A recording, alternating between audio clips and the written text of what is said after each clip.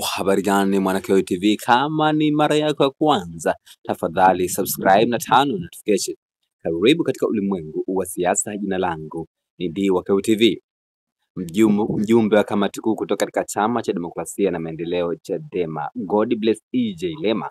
Godbless E.J. Lema ameandika waraka mrefu kwelikweli katika mtandao wa Twitter akishauri chama cha CCM kutokana na hivi vitendo ambavyo vinaendelea katika siasa za Tanzania.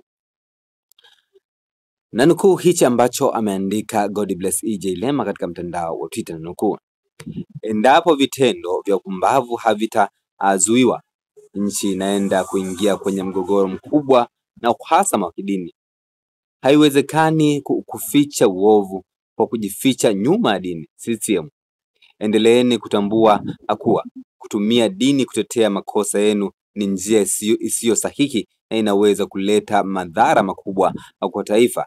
Ni mtu mpumbavu tu ndiye anaweza kushindwa kujua kinachoendelea. Hayo ni maneno mazito kwelikweli ambayo Godbless E.J. Lema ameandika katika mtandao wa Twitter.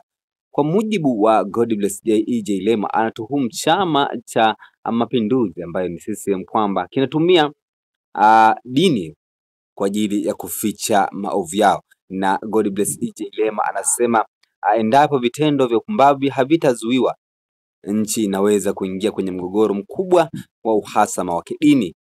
Haiwezekani kuficha uovu wa kujificha nyuma ya dini. CCM, endeleeni kutambua kuwa kutumia dini kutetea makosa yenu ni njia isiyo sahihi na inaweza kuleta madhara makubwa kwa taifa. Ni mtu pumbavu tu ndiye anaweza kushindwa kujua kinachoendelea.